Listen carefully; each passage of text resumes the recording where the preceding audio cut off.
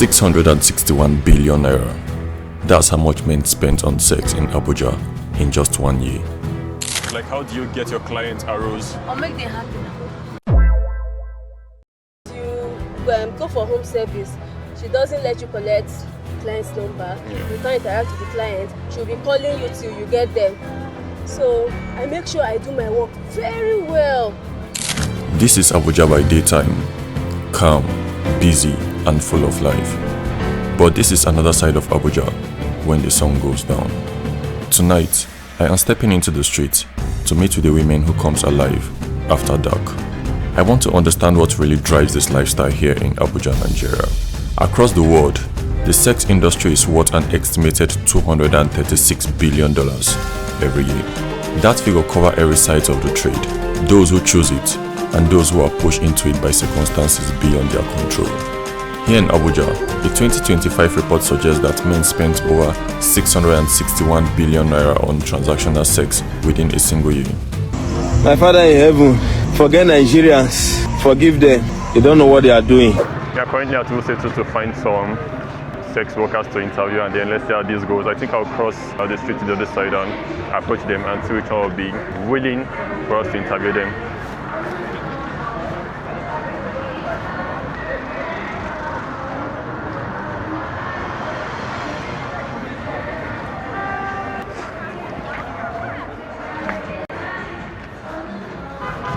What's your name? Gladys.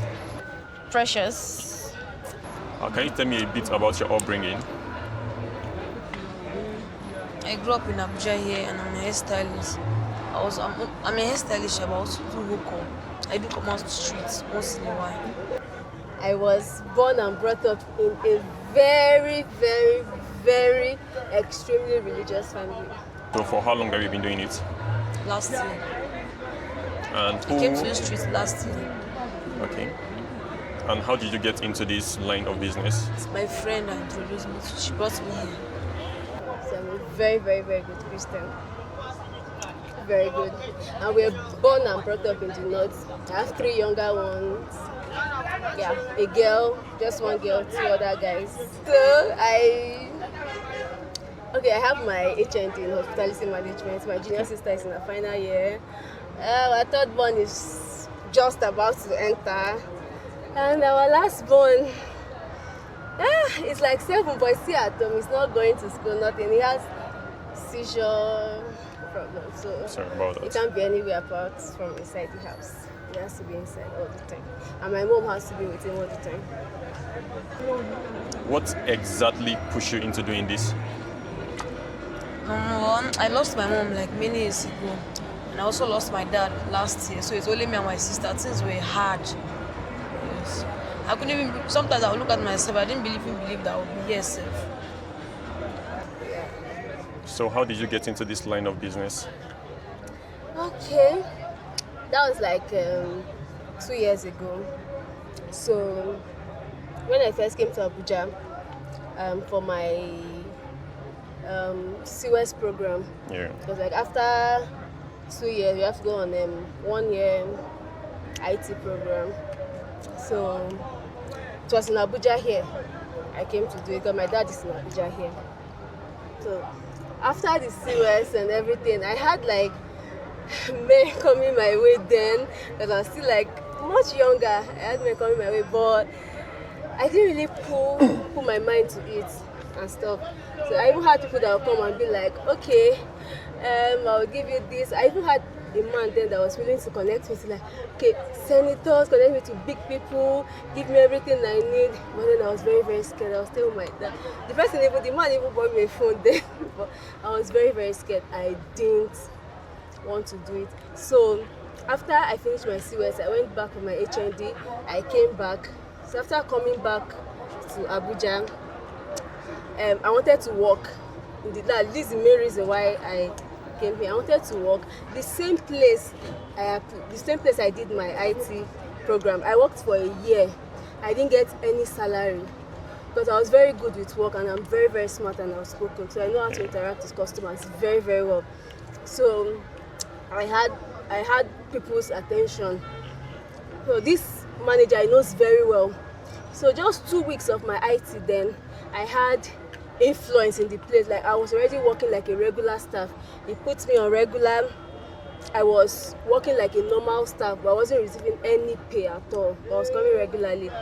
I didn't complain actually because my dad was like, he was the one settling my transportation. Sometimes he would drive me to work and all. So I didn't really complain.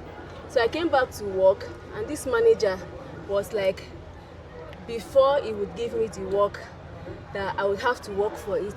On a good day, how much do you make? Depends. Sometimes like I used to make 150, 80, 70, 40 sometimes. 200. And how many men do you need to be with to make such amount, like on a very good day? I can't know. I don't know. It depends. Someone can just see me like that and just dash me. What's one misconception people normally have about girls that does hook up? I don't used to trust them now. You know that it's a bad thing. It's very bad. To me, it's not my wish. But that's how I saw myself. Are you in a committed relationship? No. Do you believe in love? Yes. Do you have plans of getting married? Yes. I asked him like, what kind of work does it mean? Okay, he was like, he has to. He just went straight to the point. I'm not a child now. That he will sleep with me now. We'll have sex. And I thought about it. He said I should go and think about it and come back the next day. So when I went home, I thought about it. If I should do this, anytime this man wants it, he will definitely call me again and tell me to come. And if I don't, he might tell me not to work again or something, and it won't be nice. And anytime he wants pleasure, he can just call me and be like, yeah, come and please me. Thought about it, I was like, no, I can't do it.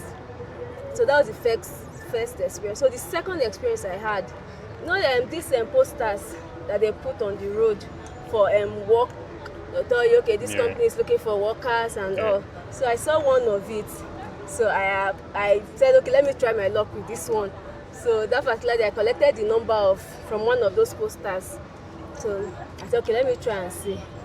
So I called them. They said I should come the next day for an interview.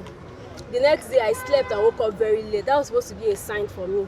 I called them that day that, okay, I couldn't make it. They said I can come the next day. Like, there's no serious person, like, no serious company, like, will still tell you to come back again. But I was still like, okay, I was so desperate looking for work. I was like, okay. So the next day, as I was going, the first sign was, I woke up late, I forgot one of my phone at home. The phone that had card, I forgot it at home. I carried the other one that did not have card, nothing. So before I could even communicate with them, I had to be using the driver's phone. So they directed me somewhere. When I didn't see them. They now directed me somewhere else again. Let me make it quick. So no, don't worry, carry on. Okay. So I asked for the car. I was asking people around, okay, please, you know where this particular company, this particular place is? Yeah. They said, okay, there's nowhere like this name, there's nowhere around here that's like that. Like, okay, and I called them again and said, okay, see you. They now said I should come somewhere that somebody from there will take me back to the main company. So I went there and we're in front of an uncompleted building. So they said I should come down and walk inside and come inside the uncompleted building. That it's their project that they're working on. So the manager from there will take me back to the main company where I'll have the interview. Yeah. So that particular day, it was the driver that carried me. It was that man that saved my life. That was when the man revealed to me. That was when the man told me that, you see this particular thing, it's either you are kidnapped or they use you for ritual or something must just happen to you, but you are not coming out of this place alive. And the place was so isolated. Thank God it was drop I used, not just regular taxi that will come down and use my leg. Yeah. So the man told me if I knew what is good for me. And those people, they were actually sounding very, very sketchy. It was a man that was on the call all through. So the driver advised me and told me that if I knew what's good for me, let me be going back. That man drove me, because he's a driver, so he has had, like, they've had many experiences like that. Yeah. So he drove me back to my house. He didn't collect anything from me. He didn't even collect money for all the...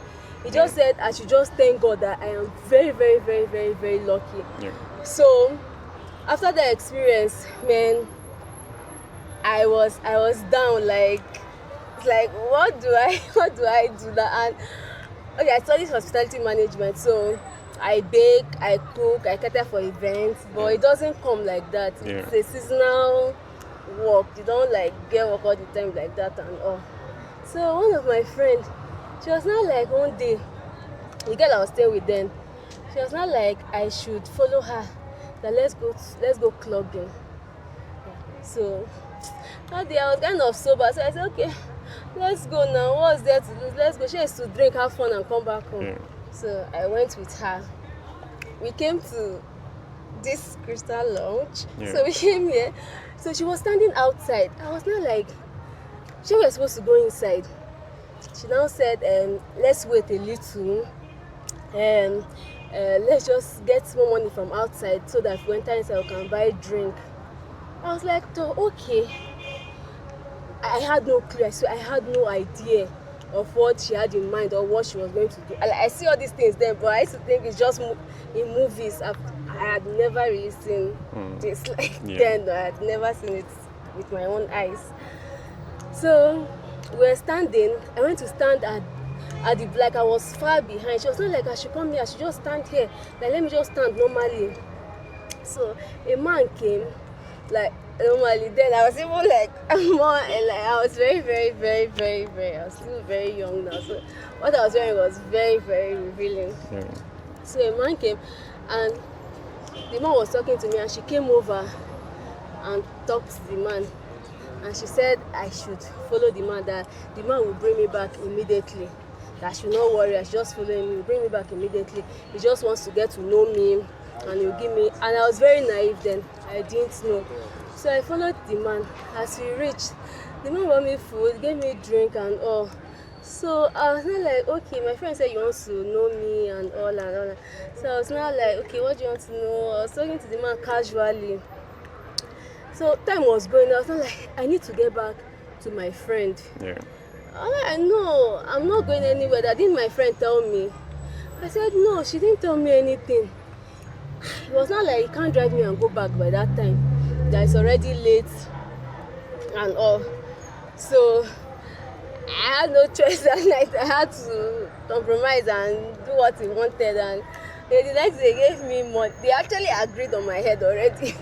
So the next morning he gave me money. I went home and I was counting this money. I was like, this like, if I say I even want to work, this like almost a month's salary. I was looking at the money then. That was like how much?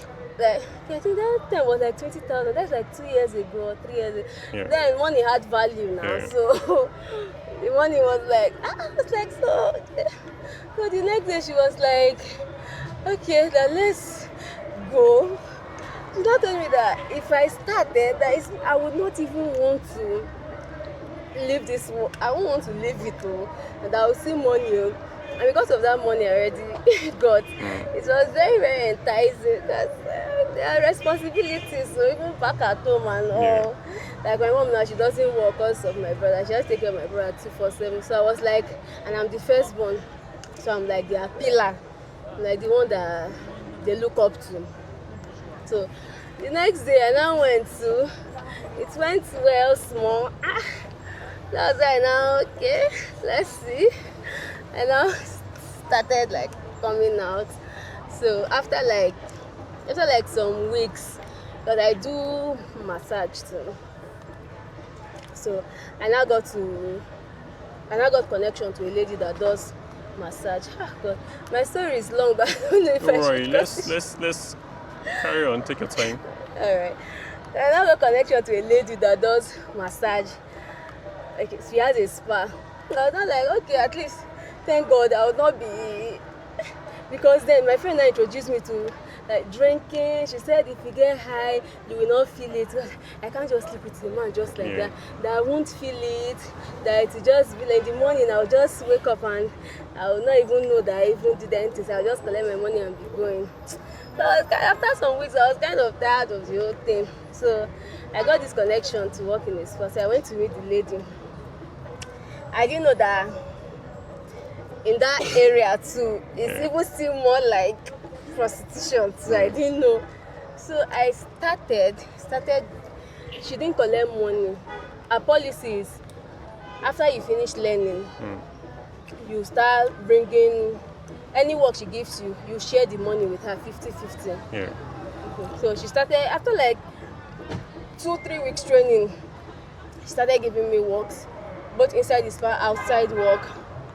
So when I did, the first day I did practical in her hand, it was her husband she used for the practical. So I was giving the husband massage. The man was trying to touch me, like I was shouting inside the spa, like she has a baby. She now ran inside with the baby, and she was not like, sorry, don't be angry. It's not always like this, so maybe it just likes you. That was when I was supposed to know that. Okay, this thing will not end well, but I just brushed it off, and since he apologized, she now started giving me work. So there was a day she now set me up.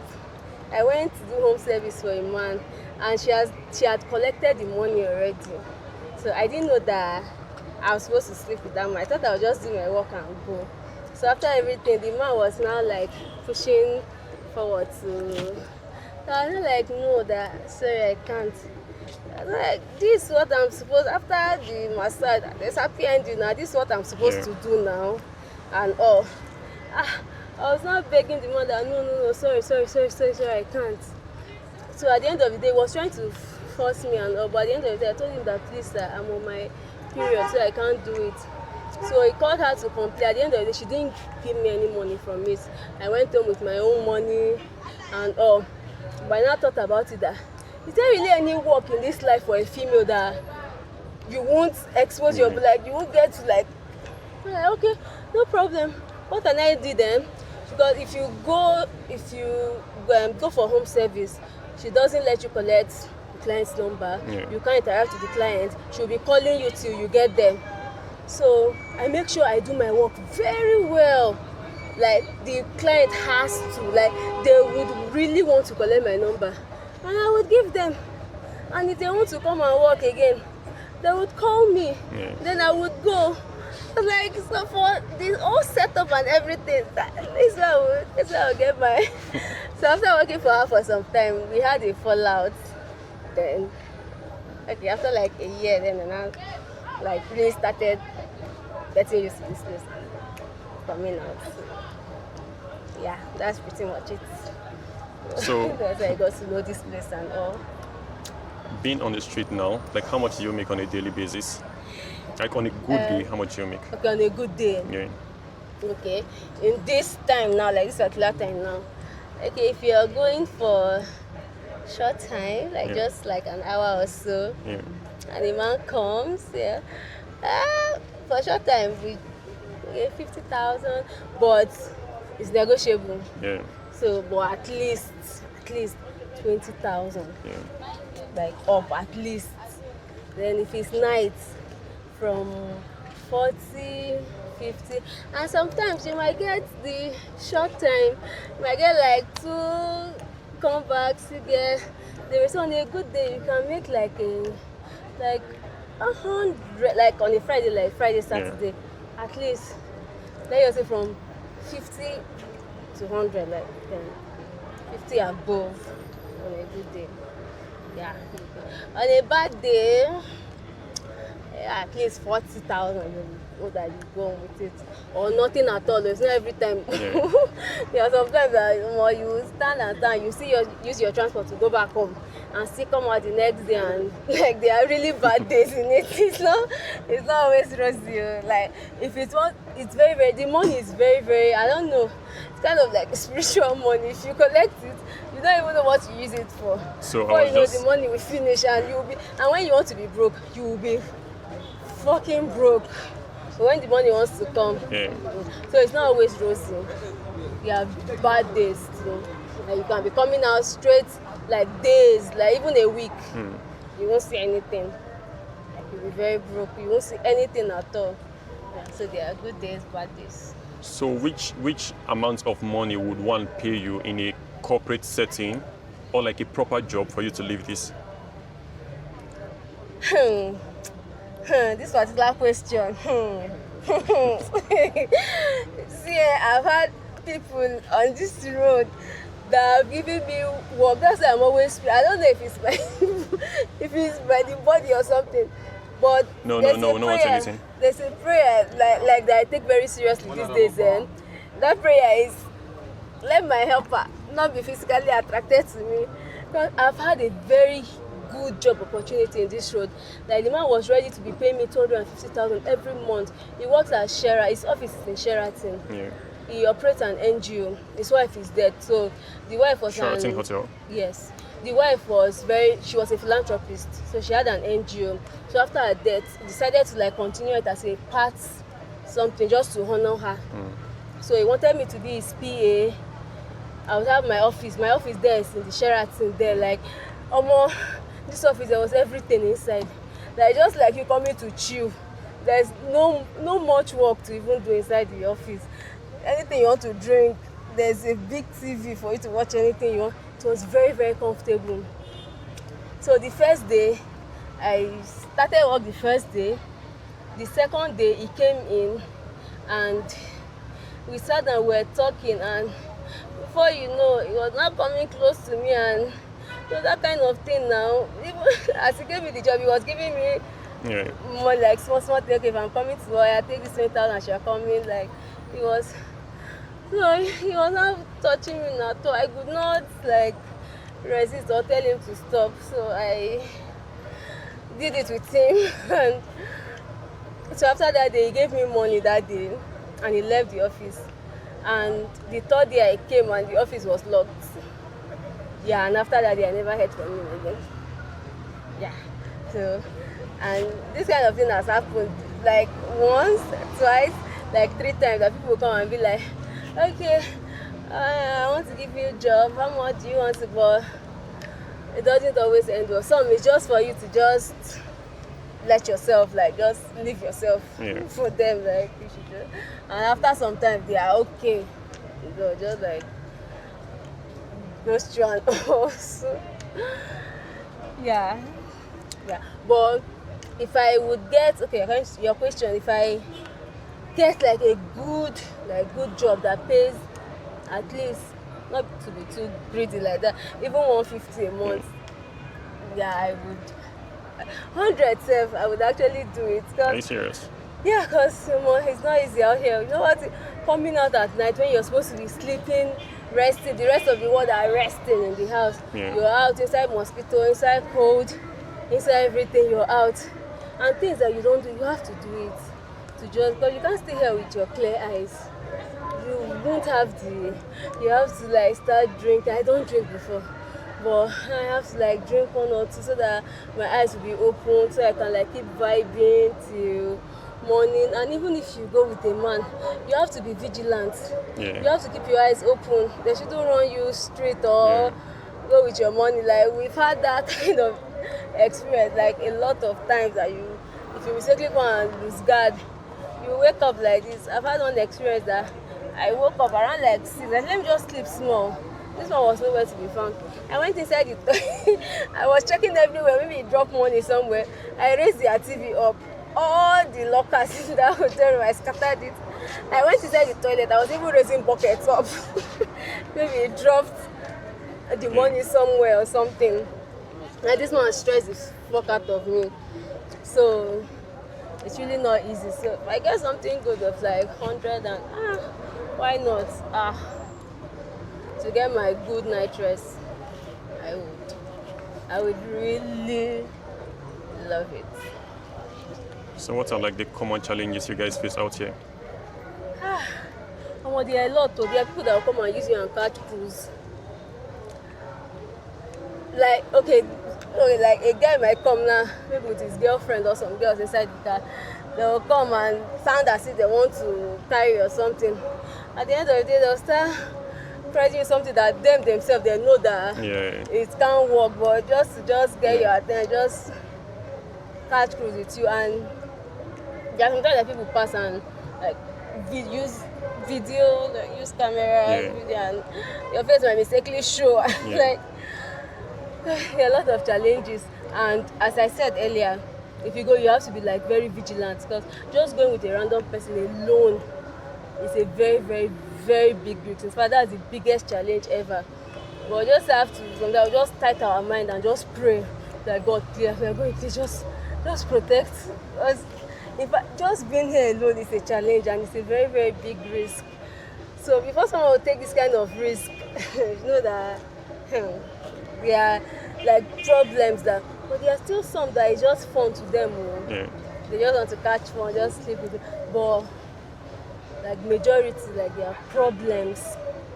And that's what people have to know, that this thing is very, very risky. It's not like we love doing it or we just want to sleep with men, or there are problems, there are things that we need, there are things that we are, there are some people here that, in fact, they are the father and mother in their family.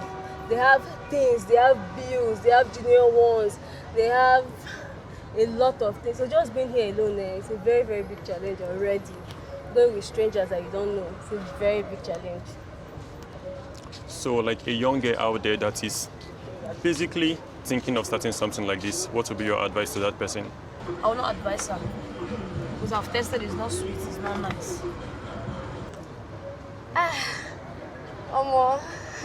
I would not want to, like, I won't, like, there are people that come here and they recruit other girls, like bring girls back here. Yeah. I have never done it because I wouldn't even want, that's why my junior sister now, I am sponsoring her, like anything she needs.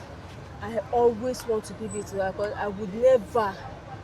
I can never allow her or see her come out here or be in this kind of, or be under the mercy of a man, like a man has to give before you eat. So if a girl wants to, no, I wouldn't advise any young girl, like as a young girl, to start.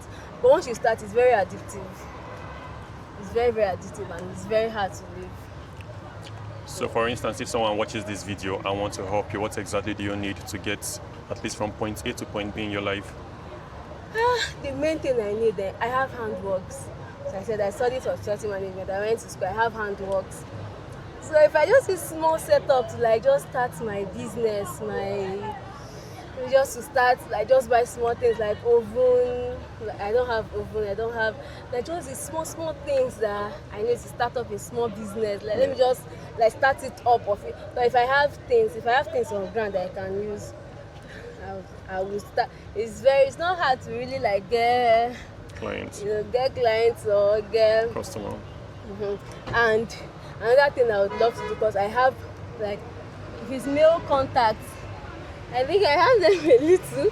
So like we're going into the business of like male clothing wears, like anything that involves advertising to the opposite gender, because they are more likely to reach. Or small thing to just start up my business. That I'll just be getting small things that I know that yes, every day I can eat. Yeah. I can like get small things. I don't have to depend on a man on the road to. Yeah. So like, really appreciate that. So like how much are we looking at? To start my business, anything from like 300,000 self, I'm okay. To just oven is the most expensive. I think that's what is more expensive. And you see this money here, you can't gather it to start up something. I've tried to start up like so many business, but I don't know, there's a kind of like, I don't know if I should use a course on it. There's kind of something with this money. It doesn't land. If you use it in business, it doesn't stay. The business will crumble. I have a lot of friends here that they've had businesses from this particular money. It doesn't end up well. So if I start like 300,000, like someone is willing to give me, I would buy my oven and kick off, start up my brand ASAP. All right. Cooking, baking, events and all. I'm very good with baking, cooking in liters and selling. Thank you very much for sharing your story. You're welcome. Thank I pray you find help. Amen. And it was very hard telling part of the story without actually like tearing up. Sorry. You know, at the end of the day, you get stronger and just have to deal with life as it comes. By the end of the night, one thing becomes clear. This isn't a life most people dream of. Behind the makeup, the smile, the confidence are real stories. Stories of hardship, resilience, and quiet battles that often go unseen.